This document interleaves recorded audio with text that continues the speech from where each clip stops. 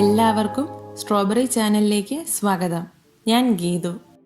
Christian wedding reception മെനുവിൽ first കോഴ്സിൽ മിക്കപ്പോഴും കണ്ടുവരുന്ന ഒരു ഡിഷാണ് ഫിഷ് മോളി.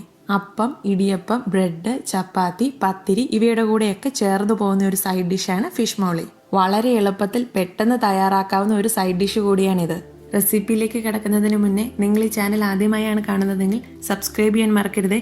അതോടൊപ്പം തന്നെ ഞങ്ങളിടുന്ന പുതിയ വീഡിയോസിന്റെ നോട്ടിഫിക്കേഷൻ കിട്ടുന്നതിനായി സബ്സ്ക്രൈബ് ചെയ്ത് കഴിഞ്ഞ് വരുന്ന ആ ബെൽ ഐക്കൺ കൂടി പ്രസ് ചെയ്ത് ഓൾ ഓപ്ഷൻ ഒന്ന് സെലക്ട് ചെയ്യണേ. നിങ്ങൾക്ക് ഈ വീഡിയോ ഇഷ്ടമായാൽ നിങ്ങളുടെ ഫ്രണ്ട്സും ഫാമിലിയുമായി ഷെയർ ചെയ്യാനും മറക്കരുതേ.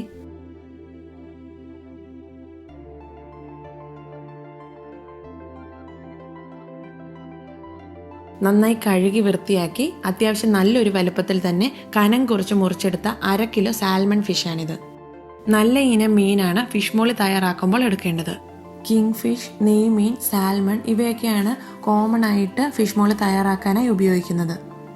മുള്ളുകൾ കുറഞ്ഞിട്ട് കൂടുതൽ ദശയുള്ള മീനാണ് ഫിഷ് മോളിക്ക് നല്ലത്. ഇത് ആദ്യം തന്നെ മാരിനേറ്റ് ചെയ്യണം. അതിനായി 1/2 ടീസ്പൂൺ മഞ്ഞൾപ്പൊടിയും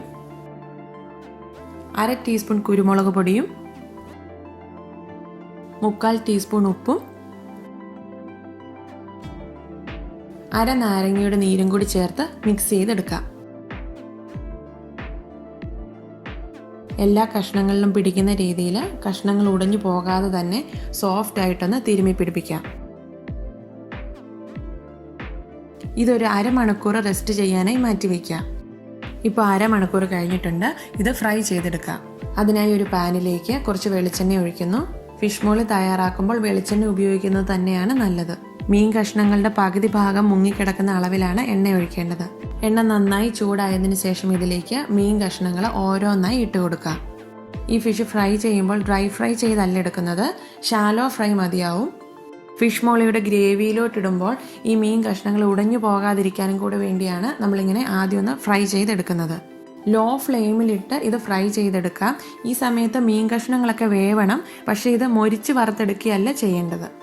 ഇതിപ്പോൾ ഒരു സൈഡ് പാകത്തിന് വേവായിട്ടുണ്ട്. ഇത് ഉടഞ്ഞു പോകാതെ സോഫ്റ്റ് ആയിട്ടൊന്ന് മറിച്ചിട്ട് കൊടുക്കാം. 2 ബാച്ചായിട്ട് എല്ലാ കഷ്ണങ്ങളും ഞാനിവിടെ ഫ്രൈ ചെയ്തെടുത്തിട്ടുണ്ട്. ഇനി ഇതിലേക്കുള്ള ഗ്രേവി തയ്യാറാക്കാം. ചൂടായ ഒരു പാനിലേക്ക് 2 ടേബിൾ സ്പൂൺ എണ്ണ ഒഴിക്കുന്നു. വെളിച്ചെണ്ണയാണ് ഉപയോഗിച്ചിരിക്കുന്നത്. എണ്ണ ചൂടായതിനു ശേഷം ഇതിലേക്ക് സ്പൈസസ് ചേർക്കാം. 3 ഏലയ്ക്ക, 5 ഗ്രാമ്പു, ഒരു ചെറിയ കഷ്ണം പട്ട ഇവ നന്നായി ചതച്ച് ചേർക്കാം. ഇതൊരു 30 സെക്കൻഡ് ഒന്ന് ഇളക്കി ചൂടാക്കിയെടുക്കാം. ഇനി ഇതിലേക്ക് 2 ടേബിൾ സ്പൂൺ വെളുത്തുള്ളി ചതച്ചത് ചേർക്കുന്നു. ഇതും ഒന്ന് ഇളക്കി കൊടുക്കാം. അതിനുശേഷം ഇതിലേക്ക് 2 ടേബിൾ സ്പൂൺ ഇഞ്ചി ചതച്ചത് കൂടി ചേർക്കാം. ഇവയെല്ലാം കൂടി 1 മിനിറ്റ് ഒന്ന് വഴറ്റി അതിൻ്റെ പച്ചമണം ഒന്ന് മാറ്റിയെടുക്കാം. ഇപ്പോൾ ഇതിലേക്ക് 1 തണ്ട് കറിവേപ്പില കൂടി ചേർക്കാം. ഇതിൻ്റെ എല്ലാം പച്ചമണം മാറിയിട്ടുണ്ട്. ഇനി ഇതിലേക്ക് 2 മീഡിയം സൈസ് സവോള അരിഞ്ഞത് കൂടി ചേർത്ത് നന്നായി ഒന്ന് വഴട്ടാം. സവോള ഒരു മീഡിയം കനത്തിലാണ് അരിഞ്ഞെടുക്കേണ്ടത്. ഇത് പെട്ടെന്ന് വഴണ്ട് കിട്ടാനായി ഒരു 1/2 ടീസ്പൂൺ ഉപ്പ് കൂടി ചേർത്ത് ഒരു മീഡിയം ഫ്ലെയിമിലിട്ട് ഇളക്കി കൊടുക്കാം. സവോള അത്യാവശ്യം ഒന്ന് വഴണ്ടതിന് ശേഷം ഇതിലേക്ക് 1/4 ടീസ്പൂൺ മഞ്ഞൾപ്പൊടി, 1/4 ടീസ്പൂൺ കുരുമുളക് പൊടി, ഉപ്പ് ആവശ്യമെങ്കിൽ അതും കൂടി ചേർത്ത് നന്നായി ഒന്ന് ഇളക്കി വഴട്ടിയെടുക്കാം. സവോള നന്നായി വഴണ്ടതിന് ശേഷം ഇതിലേക്ക് 1/2 കപ്പ് 2 പാല് ചേർക്കുന്നു. അതോടൊപ്പം തന്നെ 2 പച്ചമുളക് നടുവേ കീറിയത് കൂടി ചേർക്കുന്നു. ഇത് നന്നായി ഒന്നിനി തിളപ്പിച്ചെടുക്കാം. കൂടുതൽ എരിവ് ആവശ്യമുള്ളവർക്ക് ഈ സമയത്ത് കൂടുതൽ പച്ചമുളക് ചേർക്കാവുന്നതാണ്. ഈ സമയത്ത് ഉപ്പ് നോക്കി ആവശ്യമെങ്കിൽ കൂടുതൽ ചേർത്ത് കൊടുക്കണം. ഇത് നന്നായി തിളച്ചു തുടങ്ങുമ്പോൾ പാല് പിരിഞ്ഞതുപോലെ തോന്നും, പക്ഷെ അത് കുഴപ്പമില്ല, അതങ്ങനെ വരുന്നതാണ്. ഇനി ഇതിലേക്ക് വറുത്ത് വെച്ചിരുന്ന മീൻ കഷ്ണങ്ങൾ ഓരോന്നായി ഇട്ട് കൊടുക്കാം. മീൻ കഷ്ണങ്ങളെല്ലാം ഇട്ടതിന് ശേഷം അതിനിടയിലൂടെ അരിഞ്ഞു വെച്ചിരിക്കുന്ന തക്കാളി കഷ്ണങ്ങൾ കൂടി ഇടാം. ഒരു മീഡിയം സൈസ് തക്കാളിയാണ് ഞാൻ എടുത്തിരിക്കുന്നത്. ഇതിന് ശക്തമായി ഇളക്കരുത്, കാരണം മീൻ കഷ്ണങ്ങളെല്ലാം ഉടഞ്ഞു പോകും. ഗ്രേവിക്കുള്ളിൽ കഷ്ണങ്ങൾ കിടക്കുന്ന രീതിയിലൊന്ന് തിക്കി കൊടുക്കുകയോ അല്ലെങ്കിൽ ഈ പാൻ മുഴുവനായിട്ടൊന്നെടുത്ത് ചുറ്റിച്ചു കൊടുക്കുകയോ ചെയ്താൽ മതിയാവും.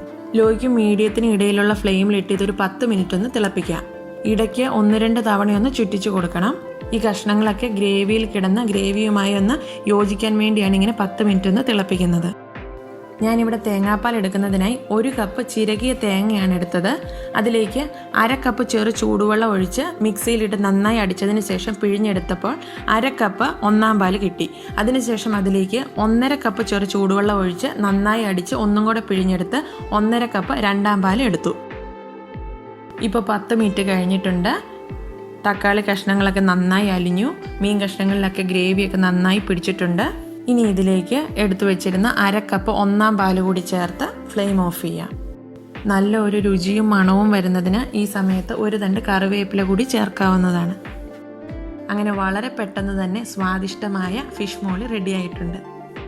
അപ്പം, ഇടിയപ്പം, പത്തിരി, ബ്രെഡ്, ചപ്പാത്തി അങ്ങനെ ഒട്ടുമിക്ക സാധനങ്ങളുടെയും കൂട്ടത്തിൽ സൈഡ് ഡിഷായിട്ട് ചേർന്ന് പോകുന്ന നല്ലൊരു കറിയാണിത്. നിങ്ങളെല്ലാവരും ഇതൊന്ന് ട്രൈ ചെയ്ത് നോക്കണം. നിങ്ങൾക്ക് എല്ലാവർക്കും തീർച്ചയായും ഇഷ്ടപ്പെടും. നിങ്ങൾ ഇത് ഉണ്ടാക്കിയിട്ടുള്ള നിങ്ങളുടെ അഭിപ്രായങ്ങൾ എന്നെ അറിയിക്കാൻ മറക്കരുതേ. നിങ്ങൾക്ക് ഈ വീഡിയോ ഇഷ്ടമായാൽ ഒരു ലൈക്ക് അടിച്ചിട്ട് നിങ്ങളുടെ ഫ്രണ്ട്സ് ഫാമിലിയുമായി ഒന്ന് ഷെയർ ചെയ്ത് കൊടുക്കുമെന്ന് വിശ്വസിക്കുന്നു. Thank you for watching. പുതിയൊരു വീഡിയോയുമായി ഉടൻ കാണാം. Bye bye. Take care.